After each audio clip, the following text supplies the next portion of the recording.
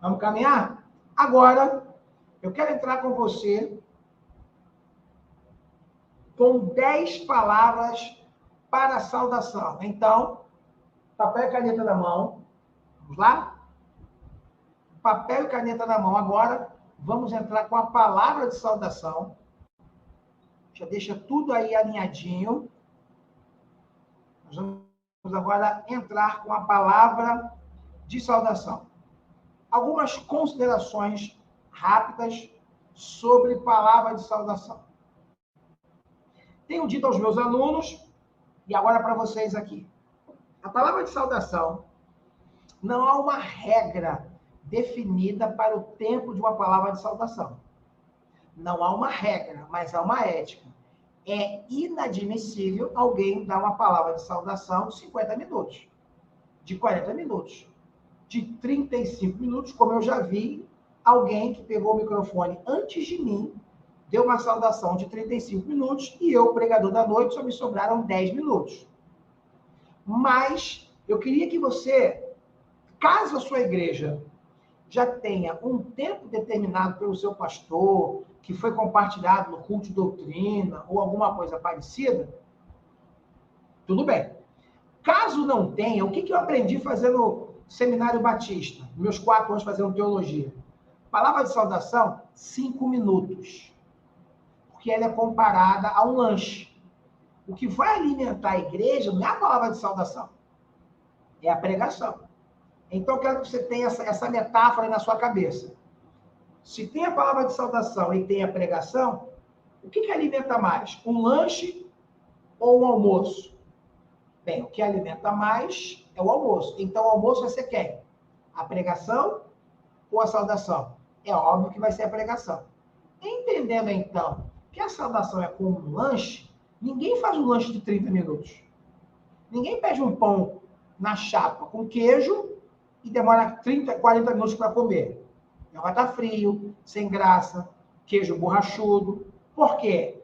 O lanche é aquilo que alimenta momentaneamente, te dá aquela saciedade, é gostoso, mas não é o alimento do dia.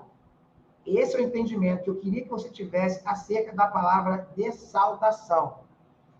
Pastor, na minha igreja, a palavra de saudação é 10, 15 minutos.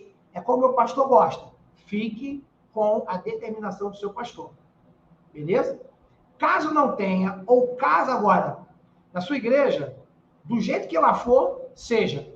Agora, se você vai em outra igreja, te dão um microfone para você dar uma palavra de saudação, mudou tudo. Mudou tudo. Você está em outra igreja. Aí sim, 5 minutos.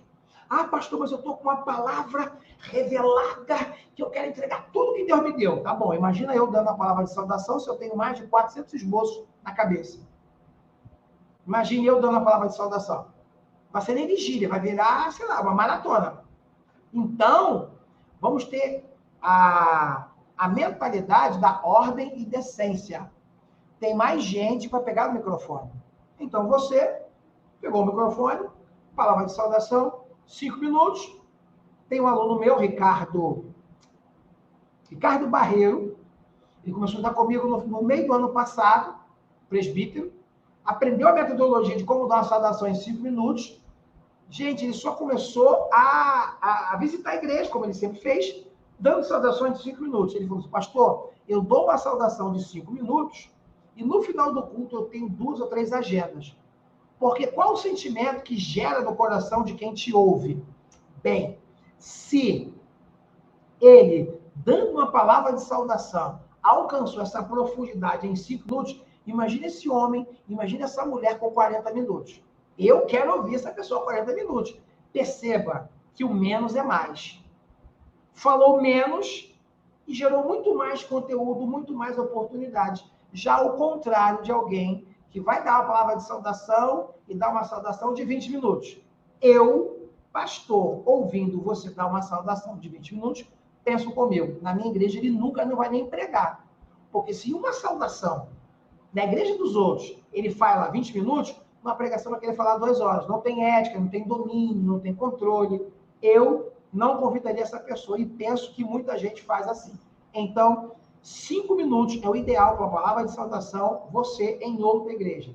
na sua igreja, siga os princípios na sua igreja que o seu pastor determinou. Ok? Vamos lá, então? Dito isto, vamos às nossas palavras de saudação agora. Vamos lá. Primeira palavra de saudação é a número 2.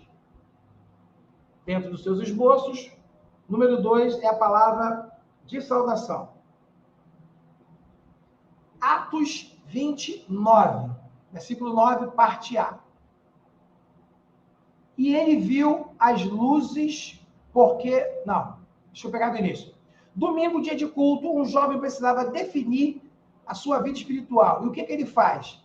Estando um certo jovem, por nome de Eutico, assentado numa janela, caiu do terceiro andar, cerca de 9 metros de altura. Esse é o versículo. Pastor, não entendi bem como entra essa palavra de saudação para culto jovem. Agora você vai entender. Perceba, Paulo está pregando em Atos, capítulo 20, e um jovem chamado Eutico está sentado na janela, por volta da meia-noite. Por conta do sono, ele cai da janela e morre. Aí vem a pergunta, se ele viu as luzes, por que não foi ao culto? Aí vem a revelação. Por que decidiu ficar em cima da janela? A Bíblia diz que na janela, ele cai e morre, mas por que o corpo dele cai para fora e não para dentro? O corpo vai para onde está inclinado. Isso aqui você precisa entender. Eu vou melhorar daqui a pouco, tá? Estou lendo com você o que está no seu livro, e agora eu vou desenvolver a ideia para que você consiga, junto comigo, caminhar com ela. O corpo dele foi para onde estava inclinado. Até parecia estar dentro, mas estava inclinado para as coisas lá de fora. Pastor, não entendi. Vou te explicar. Vem comigo. Você agora vai precisar, dando a sua palavra de saudação, imaginar com a igreja. Queridos, imagine um prédio de 3 andares. Todo mundo te ouvindo, a sua palavra de saudação. Imaginando, você vai dizer, 9 metros de altura. Meia-noite, um jovem sentado numa janela, meia-noite, com sono, prestando atenção no culto. Vamos parar para analisar. Se ele estava interessado no culto, estava acontecendo lá embaixo, por que ele não saiu da janela, desceu e entrou ao culto? Por que ele não saiu da janela e foi adorar a Deus junto com Paulo e os demais que estavam no culto? Aí você vai desenvolvendo.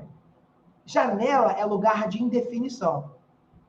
Janela é o lugar de que quem está fora quer ver o que está... Perdão.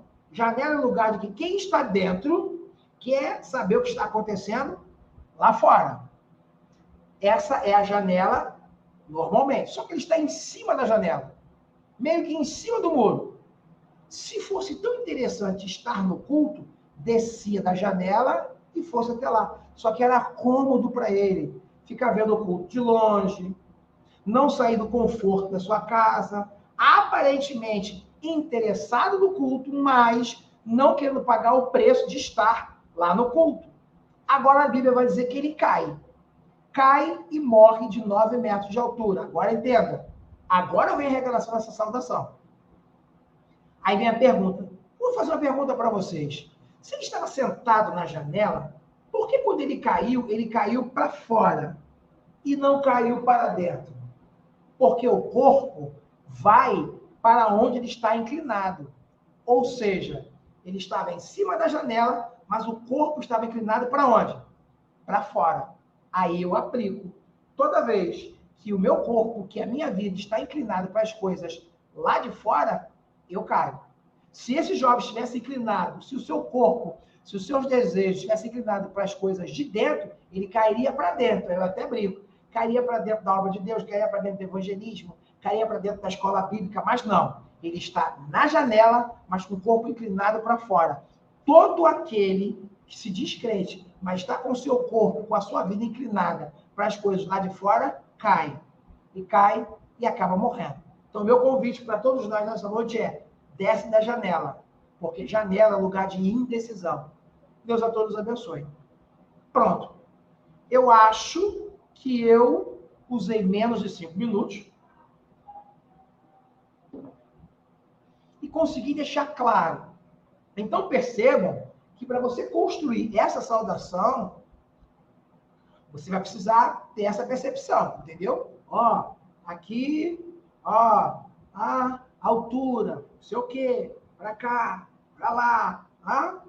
Levando, convida, transporta a igreja. E não fale só o coração dos jovens, não. Essa passagem aqui é uma indicação, tá? Inclusive, cabe até uma mensagem só sobre Atos capítulo 20. Ela é ideal para culto jovem, porque o texto vai dizer que havia um jovem sentado na janela. Mas quantas pessoas de mais idade também estão indecisas? Se você quiser abordar para outras pessoas. Sansão já tinha mais de 30 anos quando ele cai com Dalila. Saul já tinha mais de 30 anos quando decide ficar endemoniado e perseguir Davi. Então tem muita gente em cima do muro que não é só jovem. Se você quiser canalizar para jovem, faça isso. Se não quiser, tranquilamente, pode permanecer aí, pode aplicar essa palavra tanto para jovem quanto para outras classes dentro da igreja, ok? Vamos lá, então. Nossa segunda palavra de saudação agora é o esboço número 3. Vamos ler?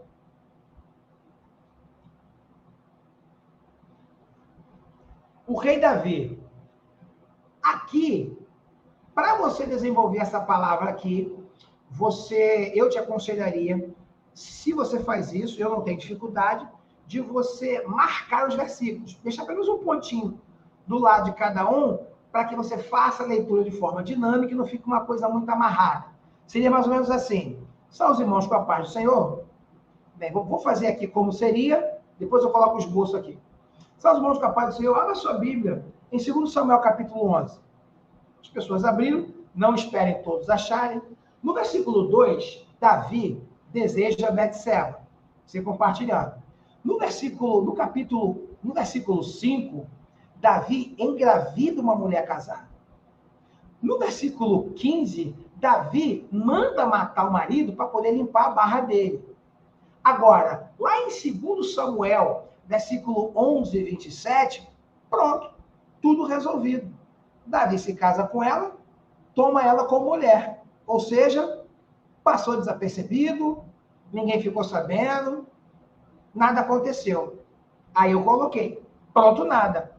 Olha como o nome de Batseba aparece mais de 2.000 anos depois. Aí você vai lá para Mateus 1:6, que diz assim: e Jessé gerou Davi, Davi gerou Salomão, cuja mãe tinha sido mulher de Urias. E aí eu coloco, só para lembrar, Deus tem memória. Perceba que Deus faz questão de botar na genealogia que Salomão era filho de Davi com Betseba, que antes foi mulher de Urias. Ou seja, Deus tem memória. Deus perdoa o pecado, mas não tira a consequência. Pastor, qual é a ideia desse versículo sendo aplicado na igreja? A ideia desse versículo é deixar claro que não é porque que tem um ditado do mundo que diz, que é? O que os olhos não veem, o coração não sente. Ou seja, Davi desejou, caiu, engravidou, mandou matar o marido, assumiu o filho e pronto. Aparentemente, se deu bem. Não teve dano para o seu pecado. Claro que em 2 Samuel 12 você vai ver a consequência do erro dele, mas Deus mostra que tem memória e que não passa a mão na cabeça de ninguém. Mateus 1:6, ele frisa em dizer que ela foi mulher de Urias. Ou seja, Deus tem memória. Que possamos abrir nosso coração, confessar nossos pecados e não maquinar e nem escondê-los, porque nada permanece oculto aos olhos de Deus. Deus a todos abençoe em nome de Jesus. Pronto. Palavra de saudação dada, uma palavra dura, forte. Sempre que você der uma palavra de saudação, nunca fale você. Meu irmão, porque você não pode escolher o seu pecado. Porque você, nunca. Sempre nós. Sempre nós. Nós precisamos reconhecer nosso pecado. Nós precisamos evitar as tentações. Nós não podemos esquecer nunca de que Deus tem memória. Sempre nós. porque todos nós somos pecadores. Quando você dá uma palavra e o tempo todo fala você, dá a entender que você é o santo de Israel e toda a congregação é repleta de pecadores e você é o santo. E como a gente não quer gerar esse sentimento no coração da igreja, fale nós. Até porque todos nós precisamos vigiar. Vamos lá? Tá. Terceira palavra de saudação é a número 5 do seu livro, tá bom? 1 Samuel, capítulo 1. Muito boa essa palavra, eu gosto muito dela. Que diz assim: pelo menos aqui, pastor, como eu dou essa palavra de saudação? Essa aqui é forte demais. Essa aqui, para doutrina e ceia, é ideal. Lembrando o quê? Cuidado. Não é para alfinetar ninguém, nem mandar direta para ninguém. É para ser crente e falar se Deus colocar no seu coração, porque é uma palavra dura demais. Vamos lá. Como é que você começaria a sua palavra de saudação? Abra sua Bíblia, 1 Samuel, capítulo 1. Aí as pessoas abriram. Você não vai ler a Bíblia ainda não, tá? Aí você perguntaria, quero fazer uma pergunta para a igreja. Quais são as 3 formas que nós conseguimos identificar uma pessoa bêbada? Pense aí rapidinho, pense com você. Quais são as 3 formas que você consegue identificar que uma pessoa está embriagada? Tá. Aí você vai entrar. Bem, as 3 formas que eu julgo ser as mais claras são: primeiro, andando cambaleando, trocando as pernas. Segundo, a fala alterada, aquela fala alta. E terceiro, o cheiro. Mas, em 1 Samuel, capítulo 1, o sacerdote Eli vê Ana no templo e diz que ela estava embriagada. Mas Ana, primeiro, não estava cambaleando. Segundo, não falava de forma alterada e alta, até porque ela balbuciava com seus lábios. Número 3, a Bíblia não fala que Ana tinha cheiro de bebida alcoólica. Mas aonde Eli tirou que Ana estava embriagada? Aí você entra para a revelação. Ó, porque Eli viu Ana de longe e pensou isso dela. Se Eli chegasse perto, antes de falar besteira, veria que ela estava orando. Da próxima vez, Eli, que for falar algo de alguém, chegue perto para saber se é verdade. Pois de longe você pode se equivocar, falar algo que vai magoar alguém. Isso aqui é forte demais. Demais mesmo. Por quê? Porque ele toma uma conclusão de longe. Ele avalia de longe e chegou à conclusão que ela estava bêbada. E aí nós destrinchamos, não estava cambaleando, não falava alto, nem tinha mau cheiro. Aí, tendo tempo, e você tenha muito cuidado ao dar essa palavra de saudação, muito, porque essa palavra de saudação pega naquilo que eu acho que é o pecado-chefe da igreja, que é a fofoca. Gente que fala demais da vida alheia. Aqui cabe o seguinte, por exemplo, e aí, meus amados irmãos, para nossa reflexão, Eli, olhando Ana de longe, pensou que ela estava bêbada. Nos dias de hoje, Eli veria o irmão andando com uma sobrinha, diria que é amante. Nos dias de hoje, Eli veria o irmão numa barraca tomando refrigerante, diria que é cerveja. Nos dias de hoje, Eli veria o irmão na casa lotérica e ia dizer que o irmão estava apostando, o irmão estava pagando as contas. Então, não vamos ser como Eli. Gente que para olhar a vida dos outros de longe e fala mentira. Que possamos entender que a função de tomar conta da vida dos outros é de 2 pessoas, de Deus e do pastor. Então fica assim, se eu quero tomar conta da vida de alguém, que eu seja consagrado a pastor. Assim, eu vou poder tomar conta de todo o rebanho que Deus entregar em minhas mãos. Fica com essa palavra, que Deus te abençoe. Pronto, ó, tranquilo, leve, tô brincando, é uma palavra dura, mas é uma realidade. Então, fica aí essa palavra aí, só tenha muito cuidado ao compartilhar, tá bom? Vamos caminhar. 4ª palavra de saudação é a 7ª. Ezequiel 37:7. Nessa passagem, a passagem do Vale de Ossos Secos. O momento que todos gostam é quando Deus diz: profetiza sobre o vale. Todo mundo gosta dessa parte aqui. Ó. Deixa eu botar a tela cheia aqui. Todos gostam dessa parte, né? Profetiza sobre o vale e aquela coisa toda. Enfim, muito bom, muito lindo, mas vamos lá. Todos gostamos da ideia de profetizar sobre o nosso vale, mas antes de Deus mandar ele profetizar, veja o que acontece antes. E me fez passar em volta deles, e eis que eram muito numerosos sobre a face do vale, e eis que estavam sequíssimos. Ezequiel 37:7, o que Deus queria ensinar fazendo Ezequiel passear no vale. Primeiro, o porquê daquilo. Segundo, a realidade que ele estava vivendo. E terceiro, o estado que eles estavam antes de pedir a Deus para dar vida aos ossos, precisamos passar pelo vale. Pastor, não entendi bem não, me explica, vou te explicar. Como eu estou dizendo para você, é muito comum as pessoas, meu irmão, profetiza sobre o vale, é sobre o vale, aquela coisa toda, que bom, lindo demais, maravilha. Mas, antes dele profetizar sobre o vale, Deus pede para ele passear pelo vale, para ele poder olhar o vale. E olhando o vale, ele vai perceber o estado de quem estava no vale, ele vai entender por que Israel estava no vale. E aí, qual é a ideia dessa palavra de saudação?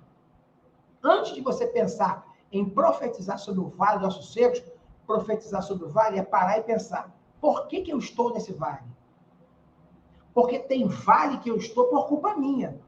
E aí, se você tiver tempo, seja rápido, exemplo de um vale que é culpa nossa.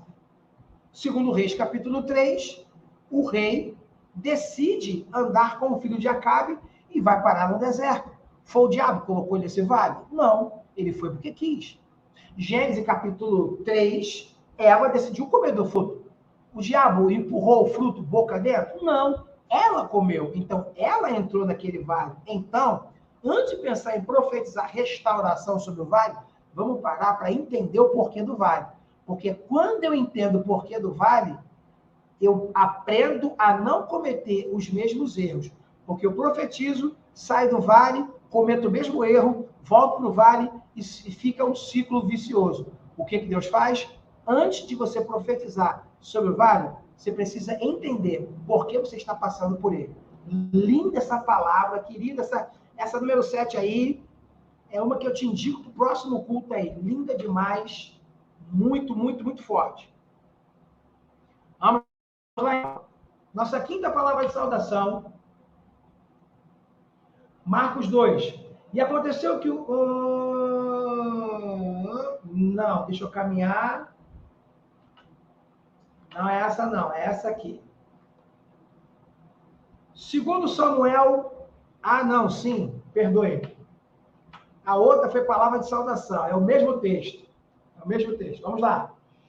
Marcos 2 é aquela do buraco, que a gente viu lá nas palavras de oferta. Como desenvolvo essa mensagem aqui? Vamos lá? Tela cheia para a gente aí. Em Marcos 2, aconteceu um culto de dar inveja. Aí você vai lá e abre lá Marcos, lê só o versículo, aquele que vai dizer que a casa estava cheia e ninguém mais cabia a porta. Ok. Aí você vai dizer, olha como estava esse culto de Marcos 2. Primeiro, Jesus estava na casa. Segundo, o templo estava cheio. Terceiro, a portaria estava cheia. Aí você, que culto? Mas depois que o culto acaba, que o paralítico é curado, a alma, curada da alma e da carne, não aparece ninguém para tapar o buraco. Ou seja, um culto com Jesus na casa, com o templo cheio, com portaria cheia, mas não fica ninguém para tapar os buracos. E aqui, qual vai ser o diferencial? Quando o culto acaba, você é mais um que vai embora ou você fica para ajudar o seu pastor a tapar os buracos da igreja? O diferencial dessa para outra é que na outra eu apliquei com a gente falando da questão financeira, né? Dos buracos financeiros que ficam na igreja. Já nessa aqui, não. Essa aqui, você pode abranger as necessidades que a igreja passa. Limpeza, banheiro, departamento, gente para dar aula, são buracos. Aí você pode, queridos, Quantos pastores, não só o nosso, se for na sua igreja, quantos pastores têm que fazer 3, 4, 5 coisas diferentes, porque as pessoas vêm, adoram, veem lá acontecer, Deus bradar, fazer coisas lindas, mas não ficam para tapar o buraco. E compete no final ao pastor, sozinho, ao dono da casa, sozinho, tapar o buraco. Hoje é o dia de nós despertarmos. Qual o buraco que você sabe que tem lá na sua igreja, que você pode ser a pessoa a tapar esse buraco? Qual área da sua igreja você hoje pode ser a ferramenta usada por Deus para resolver aquele problema, melhorar o andamento das coisas na sua igreja e aliviar, deixar o seu pastor um pouco mais leve no ministério pastoral? Entendeu? Na oferta, eu foquei nos buracos financeiros. Nessa aqui, eu foco nos buracos, nas pendências, nas necessidades do dia a dia da igreja. Texto lindo também, excelente. Uma boa palavra de saudação também. Vamos lá? Nossa sexta palavra de saudação é a número 22 do nosso livro, 2 Samuel 12, 20. Essa aqui é uma palavra de superação, gente, linda demais. Muito linda de verdade. Essa aqui, ó. Como conduzir essa palavra de oferta? Eu vou ler como está no seu livro, tá bom? Depois eu retorno te mostrando como eu faria para desenvolver essa palavra aqui. Vamos lá. Você vai pegar, salve os irmãos com a paz do Senhor, saudou, 2 Samuel 12, 20. Aí você vai ler 2 Samuel 12, 20. Queridos, olha o que Davi faz quando o sonho dele morre. Aí você vem esmiuçando. Para você que não sabe, Davi tinha um sonho. O primeiro filho dele com Betseba morreu, aquela coisa toda, tal. Morreu. Quando o filho dele morre, quando o maior sonho dele morre, olha como ele vai agir. Aí você vem pontuando as reações que Davi teve. Muito legal isso aqui. Ele se levanta da terra, ele se lava, se unge, muda as roupas, entra na casa do Senhor, adora e vai para casa. Sabe o que Davi quer nos ensinar com essas atitudes? Que a vida continua. Ou seja, Davi tinha todos os motivos para ficar prostrado com aquela morte. Davi tinha todos os motivos para ficar arrasado. E ele ficou. E se revoltar. Talvez ele até poderia se não vigiar e ficar com raiva de Deus. Mas Davi, quando perde aquilo que ele mais anelava, que ele mais amava, ele se levanta, lava, unge, troca de roupa, vai para a casa do Senhor, adora, volta para casa, deita com Betseba e ela tem outro filho. Ou seja, a vida continua. Eu quero perguntar para você, o que aconteceu na sua vida que te machucou, que te marcou, que quer te paralisar? Algo tão pesado, tão doloroso, tão ruim, que só em você pensar por um momento a vontade de chorar já vem?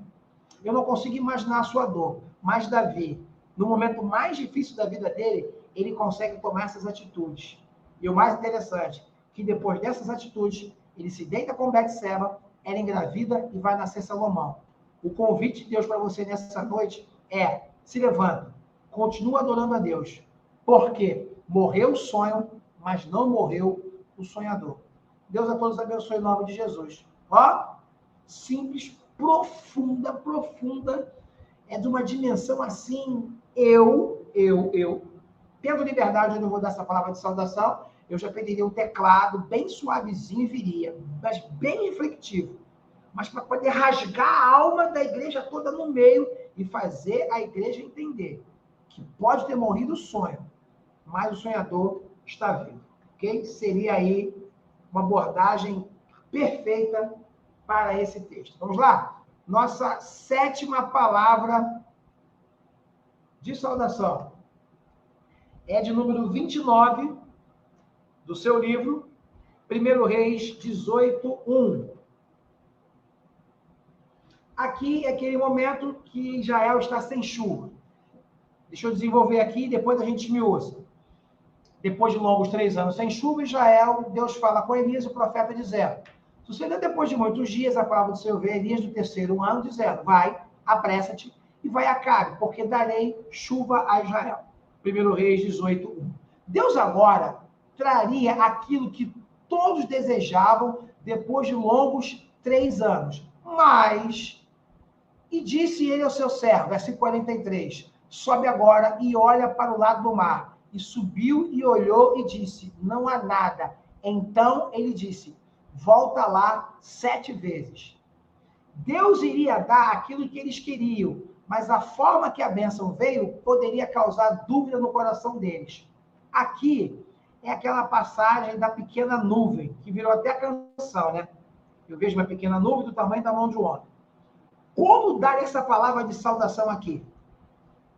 Você vai, queridos, 1 Reis, capítulo 18, abra sua Bíblia em 1 Reis, capítulo 18. O texto vai dizer, 1 Reis, capítulo 17, eles ficam sem chuva, Reis 18 agora, são 3 anos sem chuva, e agora Deus diz, vou mandar chuva. Imagine, se você pensar no céu, que vai mandar chuva para uma terra que está esperando água há 3 anos, como você imagina esse céu?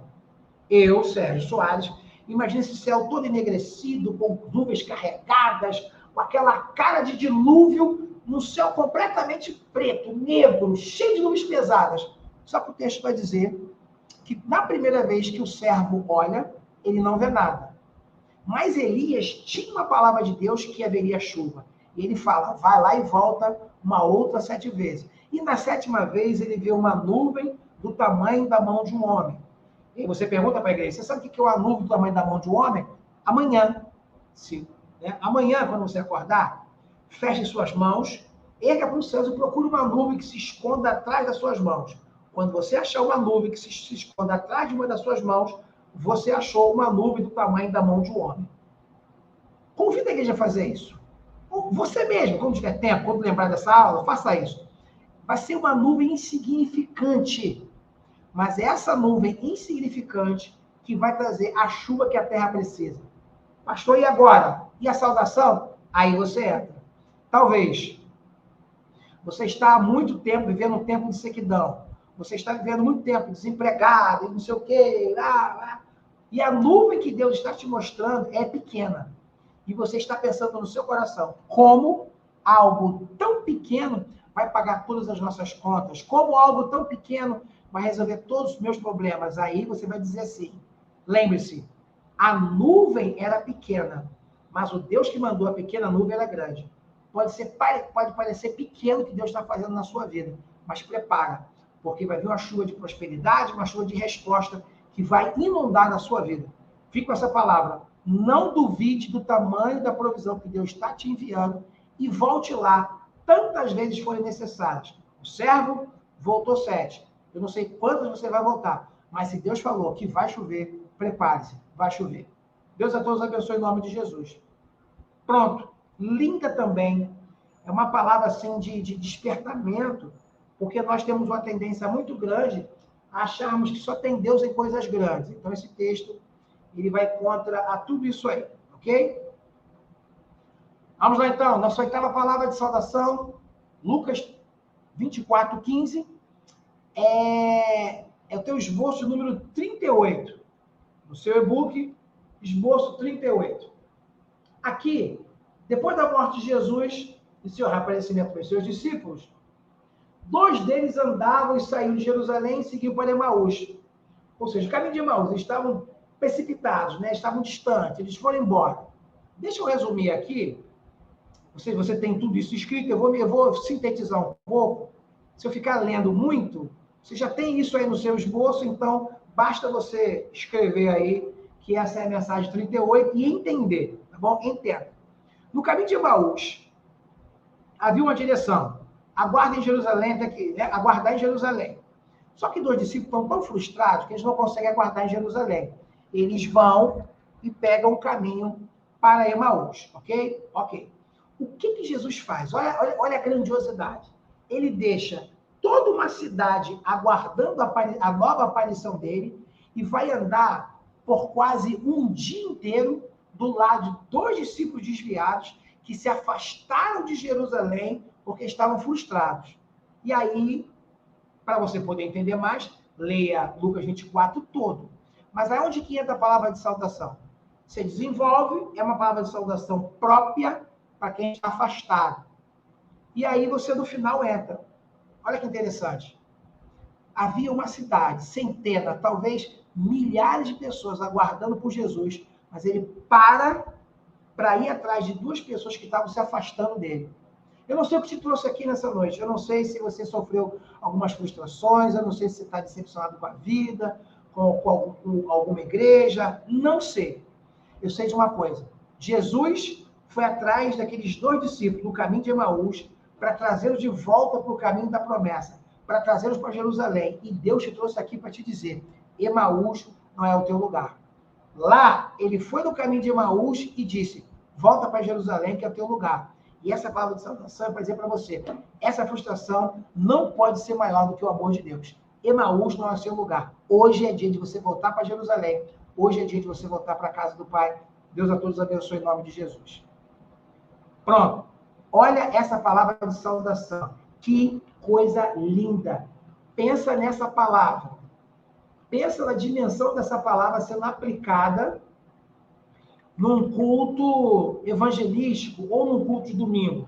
Linda, linda, linda, de verdade. Cabe aí uma palavra diferenciada, simples. Você pode perceber que eu estou sendo mais resumindo por causa da hora, mas você consegue entender que você vai tranquilamente desenvolver aqui uma mensagem forte demais, demais mesmo, para que você consiga atrair a pessoa que está longe de Cristo para o entendimento que, assim como aqueles homens estavam frustrados, você também pode estar frustrado. Mas Deus é tão bom que ele largou uma multidão para ir atrás daqueles dois, e no final de Lucas 24, eles voltam para Jerusalém, tá? Eles saem do caminho que estavam se afastando e voltam para o caminho da promessa. E aí você convida a quem está presente a esse entendimento. Pronto.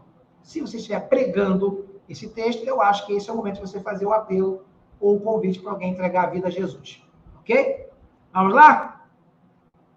Nosso nono texto da nossa palavra de saudação é de número 39, João capítulo 11. Quando Lázaro, o homem de Deus, o homem que Deus chamava de amigo, morre, Jesus chega em Betânia e contempla toda a cidade, amigos e parentes, no momento de tristeza daquela família. O texto vai dizer que Jesus estava chorando, né? João 11, 35. Jesus se prepara para trazer de volta não só a vida de Lázaro, mas a felicidade de todos que ele amava. No caso, Marta e Maria e os amigos que amavam a Lázaro. Mas havia um bloqueio, e disse Jesus, tirai a pedra. Como pode o Deus que dá vida aos mortos, que cura cego, dá movimento ao paralítico, não dar conta de uma pedra? Mover a pedra poderia ser feita pelas pessoas. A ressurreição de Lázaro só poderia ser feita por Jesus. Palavra simples de ser desenvolvida e poderosa. Você vai se assomar, saudou a igreja, abra sua Bíblia, João, capítulo 11. Vai falar um pouquinho, sem dizer o versículo, vai falar um pouquinho sobre o que estava acontecendo ali, e aí você entra. Só que ele foi ali fazer o milagre. Ele quis demorar para fazer aquele milagre. Só que havia uma pedra na frente. Ele diz, removei a pedra. E aí você pergunta, por que ele pediu para remover a pedra? Se a gente sabe que Deus abriu o mar, que Deus fez isso, aquilo. Por que remover a pedra? Porque o possível cabe ao homem. O impossível compete a Deus. Remover a pedra, qualquer um poderia fazer. Ressuscitar Lázaro, só Jesus poderia fazer. A minha pergunta nessa noite é, nessa situação que você está vivendo, nessa sua dificuldade, você já fez de tudo do seu possível? Porque só vira milagre quando é Deus que faz. Então, faça aquilo que compete a você. Porque a pedra você tira. A ressurreição daquilo que morreu, quem faz é Deus. Deus abençoe. Pronto. Simples também. 5 minutinhos, rápido. Aborda o que estava acontecendo.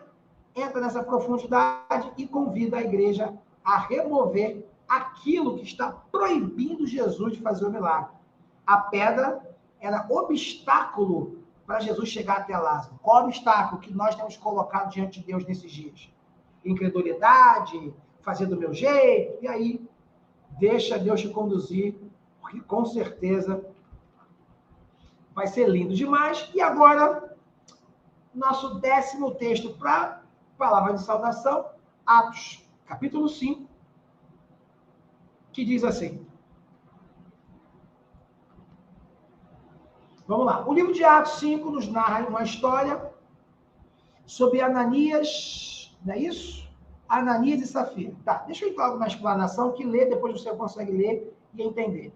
Tá, Ananias e Safira é um contexto, é uma história, deixa eu colocar aqui para você o texto, para você poder entender.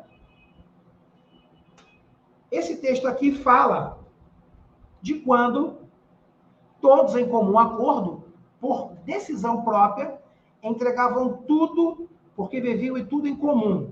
A igreja primitiva, a igreja do primeiro século. Só que Ananias, ele vem de um campo e ele não entrega tudo. E lembre-se que entregar algo para Deus é opcional, é voluntário. Então, ele poderia não ter entregue nada. Pastor, qual foi o erro dele?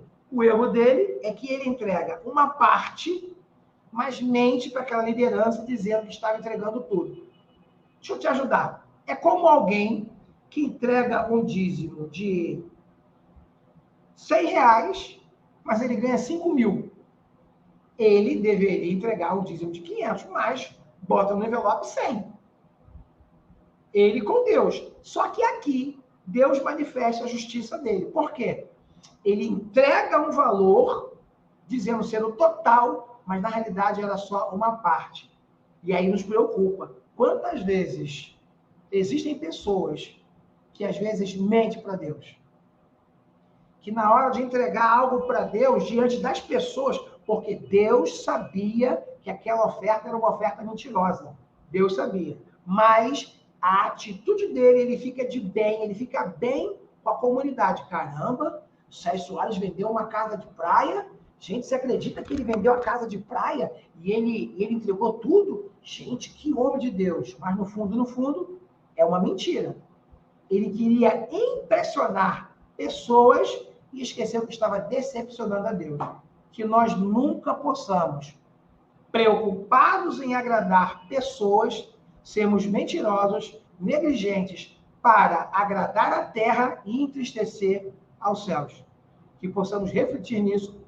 Que Deus a todos abençoe em nome de Jesus. Pronto. Simples. Até poderia ser uma palavra de oferta, mas ela é muito pesada. Muito dura, porque vai estar muito claro que você dando essa palavra de oferta, você vai estar apontando, ou melhor, trazendo à luz pessoas que estão mentindo acerca do seu dízimo, do tipo, não dou porque não tenho, o que eu tenho é só isso e daí por diante. Eu aconselho que esse texto, como oferta, fique para o pastor. É o meu conselho, tá? A título de oferta, que fique para o pastor. A título de membresia, dá uma palavra de saudação, não focando em oferta, mas só de queremos aparecer para o homem e não estarmos preocupados de entristecermos a Deus.